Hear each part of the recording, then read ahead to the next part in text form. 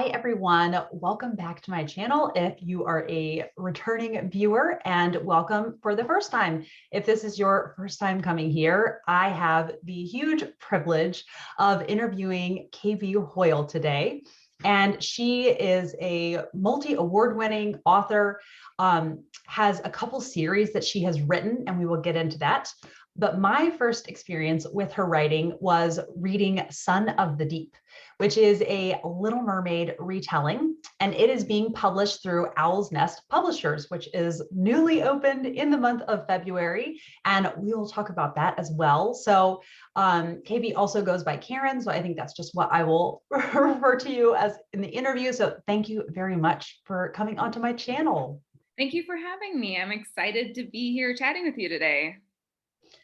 So like I said, Son of the Deep, I have kind of a set of boxes that I love to have checked when I read a good fairy tale retelling. And as you know, the phrase is going around on TikTok and Bookstagram now, like you understood the assignment. That's what I say with this. So like the characterization is there, which I love to get to know my characters. And there was a very vivid sense of setting and place. And I kind of, when I started reading, I was like, oh, is it going to feel repetitive? Like, how do you describe being under the sea without it feeling repetitive? But it really didn't. And I loved that about it. And then what else did I have to say? And then, yeah, it just, the sense of place was really there without it feeling contrived. And then also the pacing. I just loved how I really felt that I got to know the characters, but it never kind of just was stale. It was really moving towards everything, towards the climax at the end. And I mean, this book just would not let me go until I finished reading it. So a couple questions. One is, I had asked you kind of your favorite fairy tale, and you had said Cinderella or the Snow Queen. So kind of what made you then decide to write a retelling of The Little Mermaid? Oh, this is okay. So kind of a long, obviously I can't tell the whole long story because this story goes back for me to 2016, I want to say. So Cinderella, I have a long history with Cinderella. Me and my longtime best friend, Katie, she and I used to watch Cinderella every single time we got together to play, which was frequently, like almost every weekend when we were small children. And we watched Cinderella so many times we wore out the the UHF and UHF the VHS. VHF. I'm like, what am I trying to say? Well, it's so long ago now. That's you using a VHS. And you know that we were out the tape, and her mom had to buy another one. And then we would play Cinderella. She had the cool, Cinderella Barbies. So anyhow, fast forward to me being an author, and Kenneth Branagh made that beautiful Cinderella live action film. And I went to the movie theater to see it and just like wept, in this age where we have all these retellings that want to tell stories from a dark and twisty perspective, like, oh, here's the fairy tale, but here's the fairy tale from the villain's perspective. And we're going to make the villain sympathetic, and we're going to tell the dark side of this story and whatnot, which these are, okay, sure, valid ways. Let's look at the story like this, and let's look into the villain's motivations. And, there are a million ways to tell the same old story, and that's fine. But when I went and sat down and saw how Kenneth Branagh brought to life this fairy tale that I had loved with my best friend, who's still my best friend, as a child, it was like I just sat in the theater and just wept, because it was like, oh, he had taken this granule that, the Disney movie of Cinderella is so simple and beautiful for what it is. And he had taken what was so simple and beautiful and just made it bigger. He had just expanded it and been so true to the original beauty of it. And it made my, my creative brain just kind of come alive, like, well, which of the other fairy tales are out there like that I loved as a child, that I could do that as a storyteller? What could I do that with? And I was thinking through which of the fairy tales had been, recently retold on the big screen and things like that. And I thought, well, nobody's done The Little Mermaid. And I wonder what the original, I'd always been told, oh, The Little Mermaid is actually really dark. Oh, if you read the original fairy tale, it's actually really dark. And I thought, well, is it though? And so I sat down and I read Hans Christian Andersen's story. And what I found is a fairy tale that's actually not really dark. Like, I disagree. Um, it's actually a beautiful story that it has a lot of just really edifying themes, and it's it takes a lot of flack because it doesn't have a happy ending. Now my story has a happy ending, and I don't mind saying that. I don't think that's a spoiler. It's a romance. Romances are supposed to have happy endings, it's part of the formula. Yes. Now Hans Christian Andersen, he takes a lot of flack because I don't think it's a spoiler for his story to say it doesn't have your traditional happy ending. However, I would argue that it does have a happy ending if you understand the assignment, as it were. Like, if you understand what he's actually doing with the story, I would challenge you to go back and read his fairy tale and see what he's actually doing with it, and how her character, the traditional Little Mermaid's character, is actually fulfilled in his tale, by dying at the end. Again, that's not really a spoiler. That's been around for a while. So Yes. I looked at what he was doing with his story, and I'm not saying I'm Kenneth Branagh or anything like that. The man's kind of a genius, but like, I took it, and it's a really short original fairy tale. And I kind of just pulled apart, I kind of researched it. I pulled apart the bones of the story, and I said, why reinvent the wheel? What's here? What can I work with? What are the story beats? What is this original fairy tale really saying? And I used that as the structure for my novel to do something new, to reimagine it. But Wow. really just to tell the original story. Yeah, yeah. Well, I think like you said, the bare bones of the story, if they're there, then it's really wonderful. And if you can kind of then make the story your own, that's the wonderful thing about myths and folklore and fairy tales, is they constantly can feel fresh and new, put into the right set of hands. And then that's a good segue. An element of the story that I enjoyed also was the storytelling element, and how Orpheus talking about the mermen and mermaids, they are the storytellers.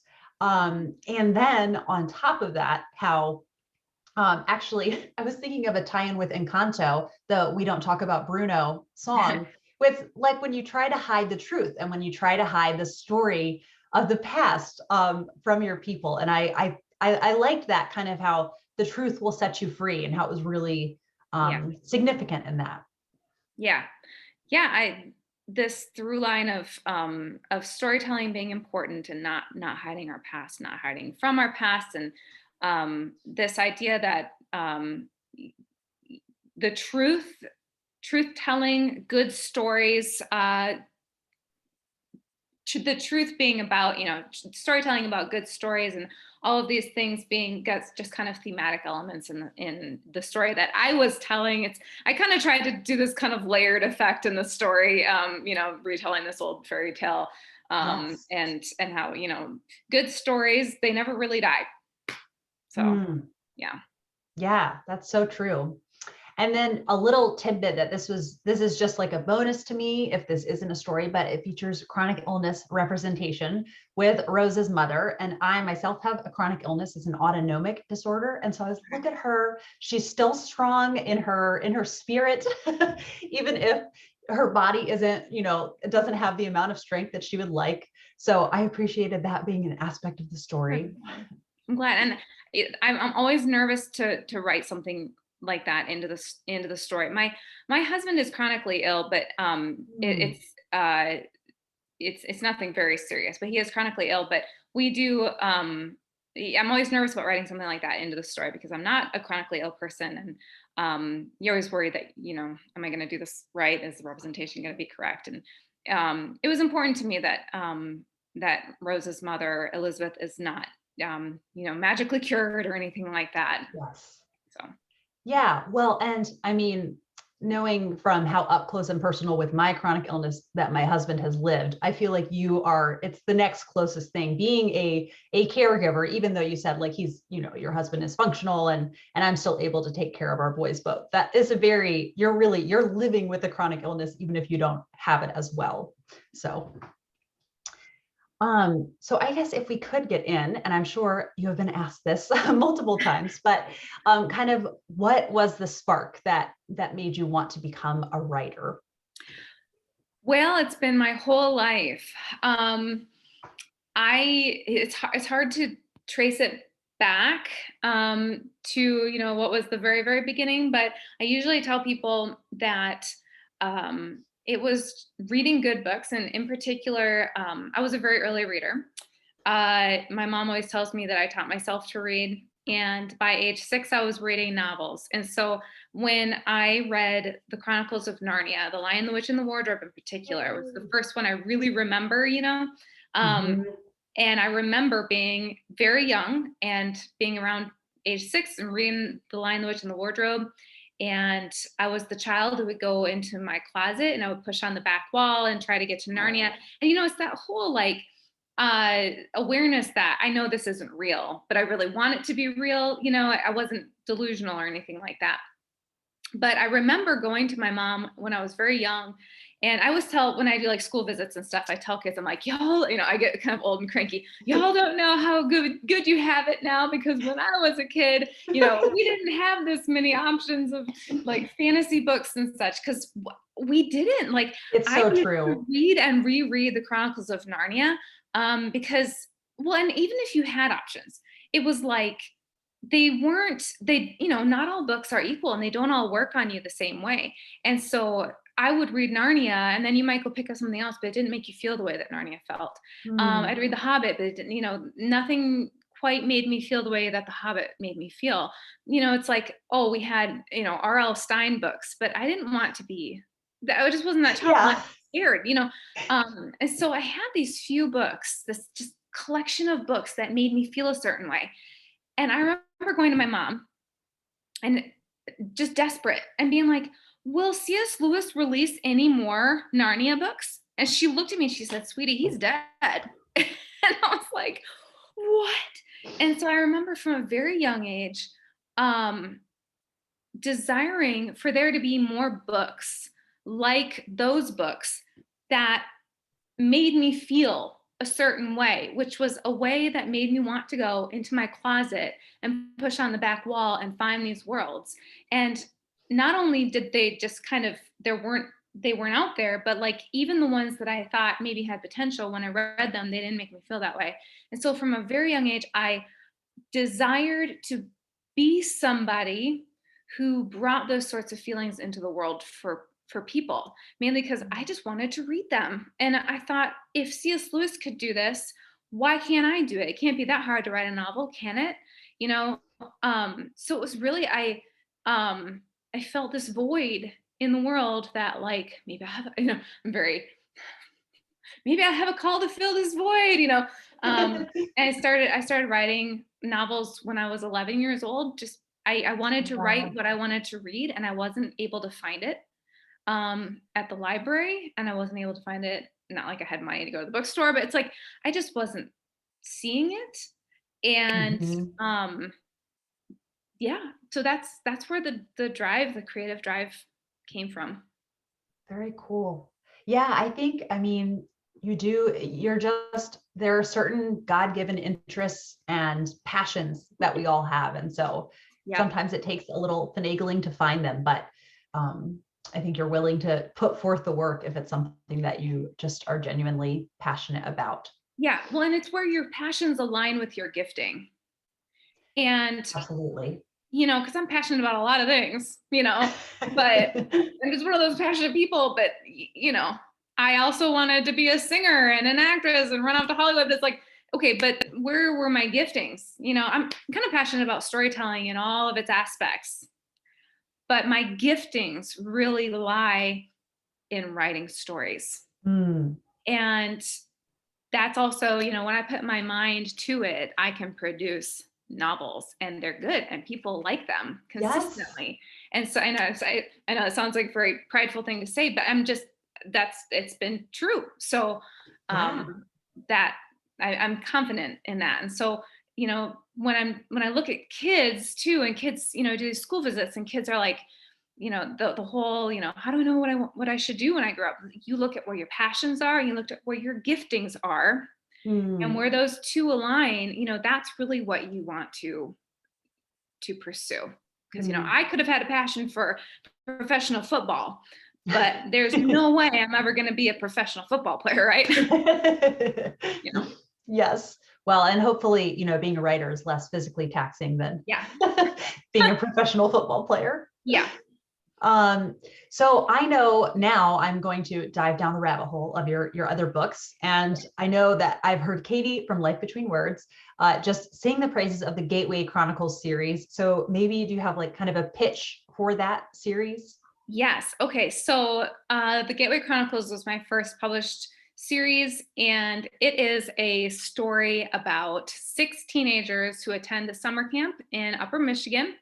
And it's really all of this teenage angst. So if you like teenage angst, all wrapped up in a liminal or gateway fantasy. Kind of lame to call it the Gateway Chronicles when it's gateway fantasy, but I see. it's not, though, it's not lame. It's just good branding. Okay. Yes, no. You want people to know what they're getting into, but no, I mean, it's written for teens. It's written for teens, and it is a true teen coming of age magic series. It's a series where these kids, they start at age 13, they're at this summer camp, and it has all of the good teen drama of a group of kids where the main character, Darcy, she is on the outside of this social group. They're 13. They are awkward as all get out, which 13-year-olds should be. And I'm really passionate about writing characters that actually act their age, and are not like adults who are labeled as teenagers, which you see a lot in young adult literature. Very much so. So, these are 13-year-olds. They act like 13-year-olds, and they are at the summer camp. Darcy, the main character, is on the outside of this social circle. She's really only friends with one character who's at the camp, and she stumbles through this gateway to another world. And these creatures, these people at this other world are like, oh, well, we were expecting 6 of you. And so she has to go back and convince the other 5 kids, again, only one of whom really likes her, that they are expected at this magic world. And I had a lot of fun kind of imagining, how would an American teenager convince these other 13-year-olds that, magic exists. There's a gateway. We're all supposed to go through it. I know you don't like me, but can you just trust me on this? And so that kind of forms the backbone of, the initiating conflict of the first book, and then the adventures that ensue. So each book is a contained story. It's structured like Harry Potter, like that. So each book is a contained story with a contained conflict. They go and they're gone for a year, and they come back, and you just have to read to see how I work out the timeline. Okay. And then, but then each book, again, just like Harry Potter, each book is part of a meta narrative where there is a big bad that they're fighting, and they get a year older in each book. So there's, the coming of age sorts of romances involved. There are conflicts that are arching from book to book that don't resolve until the end, but each book also has individualized conflicts that are just the conflicts for the individual books as well. So you do have to read them in order, even though they each tell their own story. So that's the Gateway Chronicles. It starts with a book called The Six. Oh, that sounds just wonderful. And what a treat. You said there are 6 books in it? Yes. Very cool. Very cool.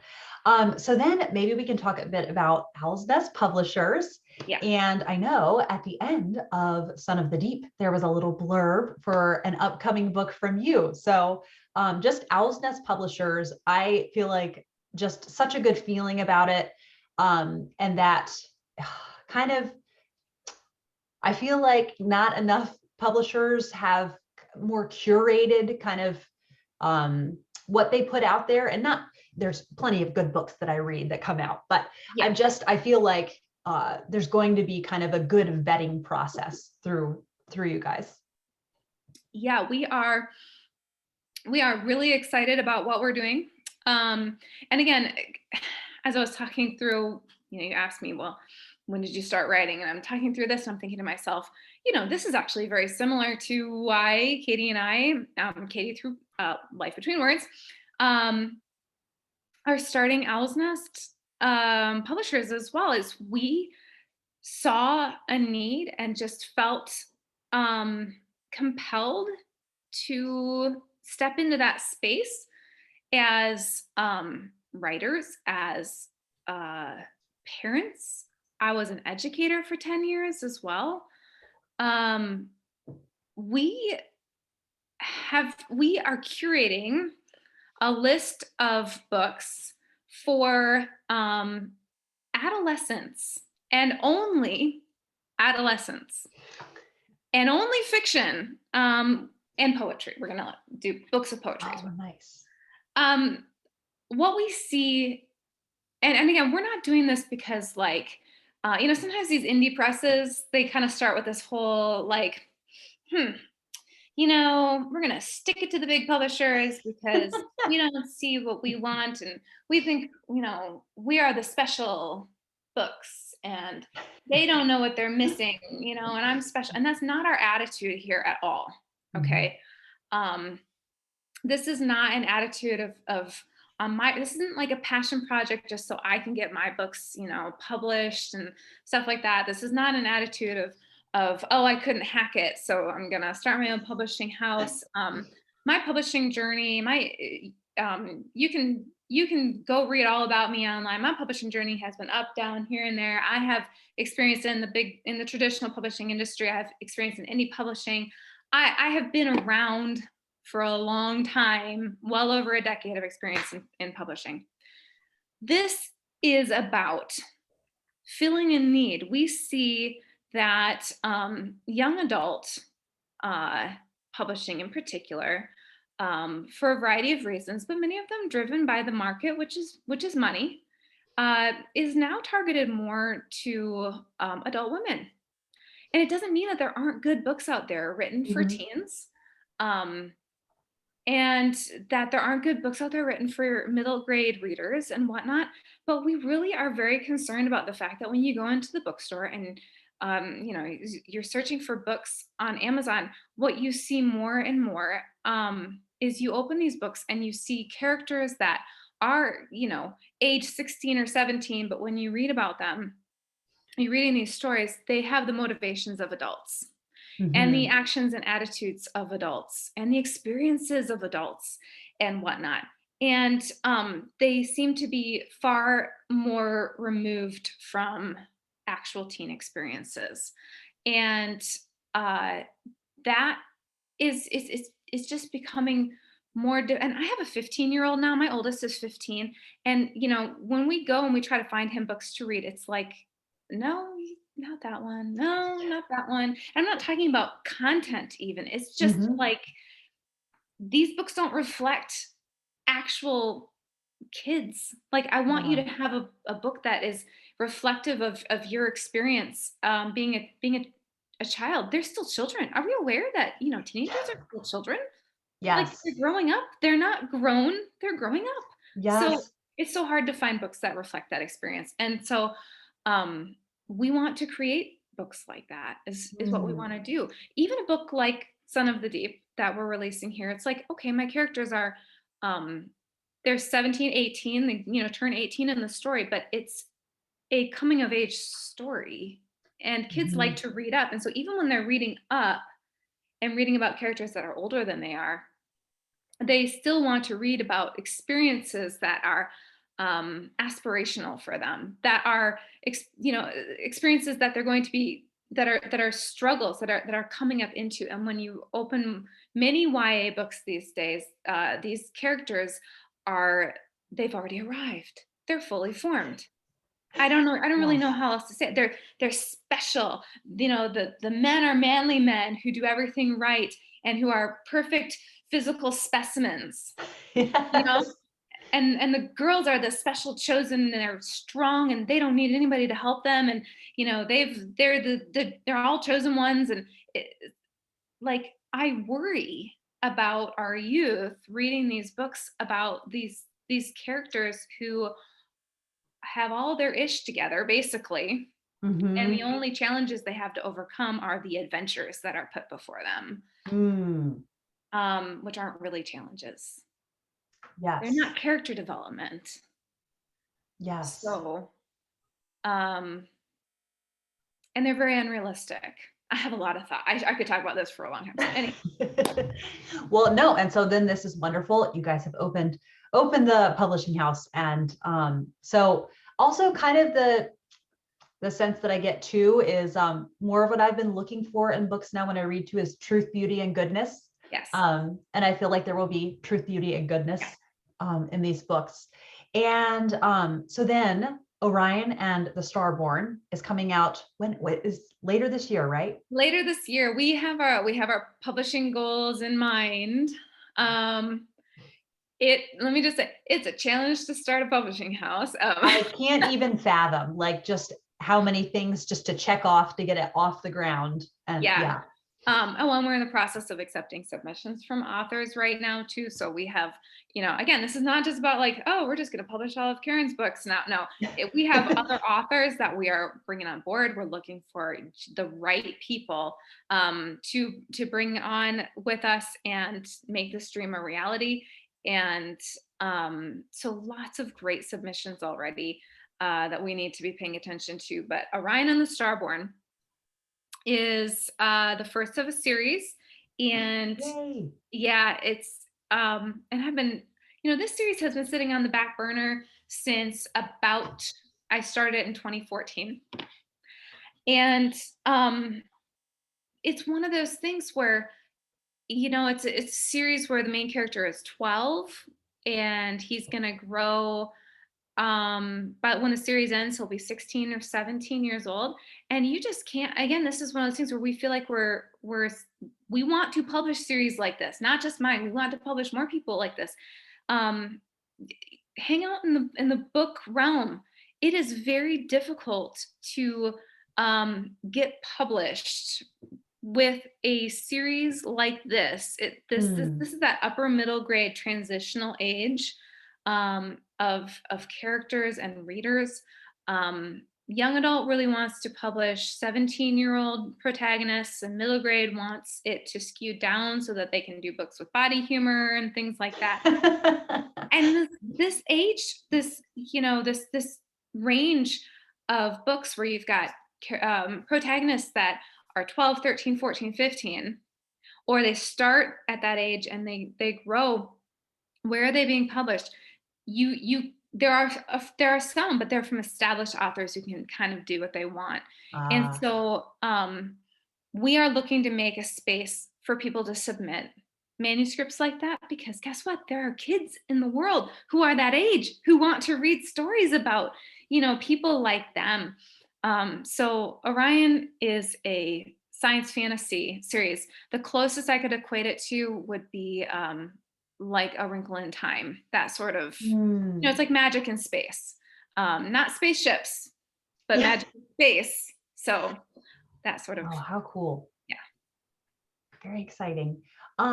So also you talked about how you are a mom. And so just kind of what was that like to juggle? And I don't know kind of what like what your husband's working schedule is, but I'm sure it was kind of a fine line between chaos and order in order to try to write while raising children. It's always been just barely organized, barely managed chaos in my house. When I was writing Gateway Chronicles, I wrote those books in my 20s, and those were my baby making years. Apparently we weren't trying. They just kept coming. I have 4 boys. And wow. Yeah. And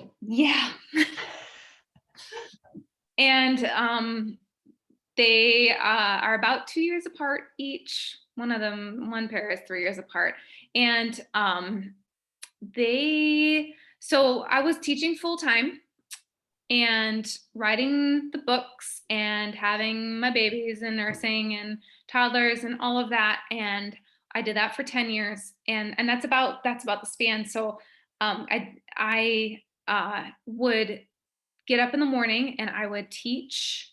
I would get up and I would go to school and I would teach all day, and I would get home, and like with a baby, an infant, and usually nursing. So usually at some point, I would either be stepping out to pump, or my babies were usually at like a program there at the school with me, so I could step downstairs sometimes to nurse. But I mean, you'd lose a planning period. Okay, so then I'd be doing that all day, and then you come home at about 5 o'clock, and then it's dinner time, and taking care of everybody at the house. My husband was working 2 jobs, so he was working on the weekends as well, working full time and then doing it part time. We're older millennials. We have, it was like you do that just to pay your regular bills and your debt and whatnot. Been hustling since we were 12, and then after I would, then you have family time and get everybody to bed, and then I would turn around and I would write from 10 p.m. until 2 a.m. And then I'd sleep for about 4 hours, and get up and do it all over again. And the time period that I was with my publisher, so I was with an independent publisher for 5 years, that accelerated because I finished the Gateway Chronicles, and then I turned around and was writing a dystopian series. I have a dystopian series that's 4 books. And there was a time there where I just would stop one book and start one right away the next week. And then I was traveling the country to do speaking engagements. I went to Australia with them. I would be on the phone. I would teach a period, and then I would have to take a call with my publicist in New York, like step out into the lobby, be doing interviews and things like that, for the radio or on the phone. Like, it was an absolute like burnout schedule. I don't know how. I wrote 10 books in 9 years and had 4 children. That is just crazy. I was doing edits on my phone while I was in labor in the hospital because they were due for my 4th book. Because it wasn't enough just to be giving birth. I remember my editor was wonderful. And she was like, we're still good friends. We worked together at the publishing house, but that publishing house dissolved, and but we're still in touch, still good friends. And I remember her being like, you're in the hospital, you can get these to me later. And I was like, Haley, listen, if I don't do this now, like, it's gonna be harder when he was my 3rd child. I'm like, it's gonna be harder when I have an infant and 2 small children and I'm teaching. Like, let me just finish this now. So yeah, I have hustled in my day, Yes. And now that I'm in my late 30s, I'm like, I'm glad I did that in my 20s, because I could not keep up with it. Now, I mean, like, starting a business and writing, I'm writing and editing and starting a business and managing submissions, and have my kids are bigger now. My youngest is 7 now. And I'm like, this feels hard enough. I honestly have no idea how I did all that in my 20s. I kind of look back on it with some amazement. Yeah, I guess, you were in your 20s. I guess that's why you did it. That was your 20s, kind of a wonderful blur. Yeah, I know. Like, people joke about like clubbing in their 20s and stuff, and I'm like, who had time? Like, yes, clubbing. Well, and then it's great. You have these 4 humans that you can show out of that, and then did you say 10 books or 9 books? Well, Son of the Deep is my 11th book. Wow. And I mean, Orion is a finished draft, so that's my 12th book, and then I have drafts for 4 more books on my laptop. Wow. So, all right, everyone, watch Owl's Nest Publishers on Instagram, their website. It's going to be fun to follow. what was I thinking of? Oh, tracking back to Son of the Deep. Did you have like people in mind when you thought of Rose and Orpheus? Like, you know how people will dream cast a book? Okay, so yes. And now my mind is gonna go blank. Okay, so of course, okay, because I'm older, so they really should buy all, like, I don't know young Hollywood. I don't know them. Like, I don't really either. in my mind, I'm still young. But okay, so Alex Pettifer, do Now you know I'm who going that to is? have to look him up. I will look him up. Yeah. Would be a really good casting for Orfeo or Hugo, as he's known later in the book. Oh, it's Orfeo. And I Yeah. think, oh, thank you. It's okay. Wow. Okay. Yeah. Autocorrect always changes it to Orpheus when we like plug it into social media. So we've had a couple social media posts change it, and we haven't caught it, and we're like, oh no. That's really funny. Okay. Yeah, it's fine. And then what's her face? Alicia Vikander for Rose. I know who that is. And now I'm picturing that in my Gorgeous. mind. So cute. Yes. Yeah. And she's Oh, just beautiful, just natural beauty. So yeah, no, definitely. that's kind of who I have in my mind. I do have, if anybody enjoys being on Pinterest, I have like vision board for Son of the Deep.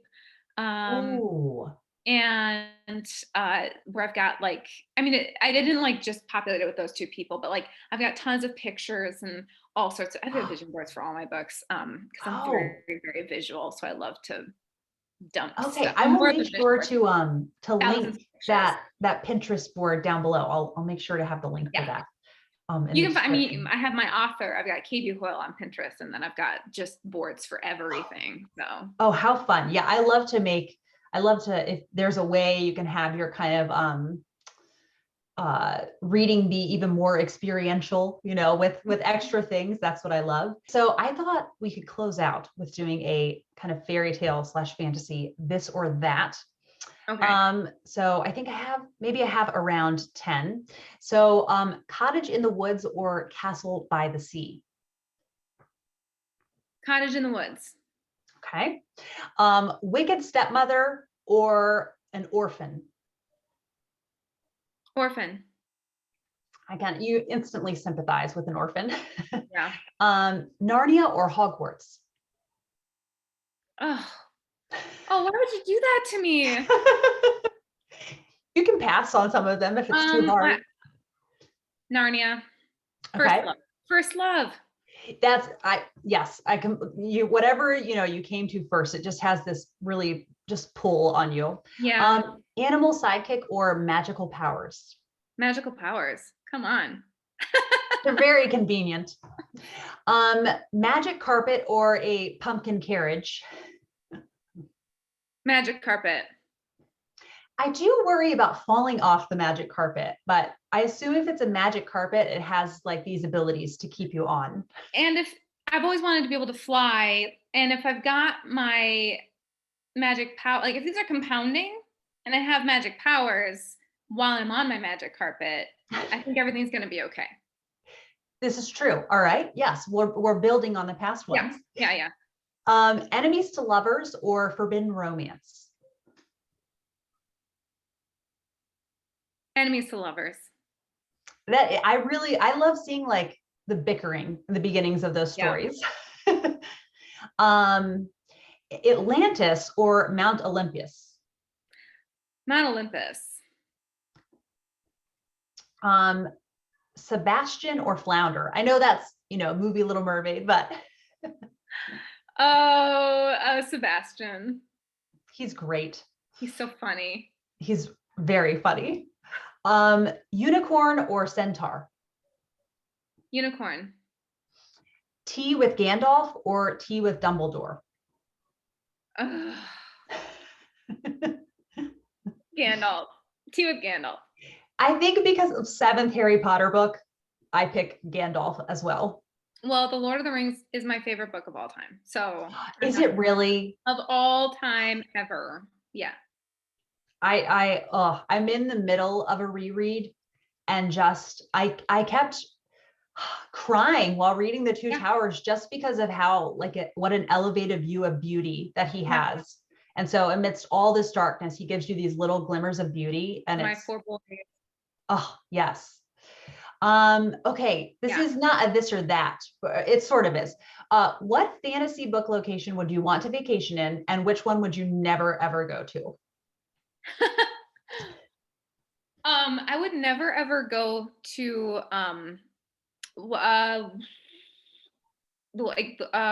what is it from down the rabbit hole?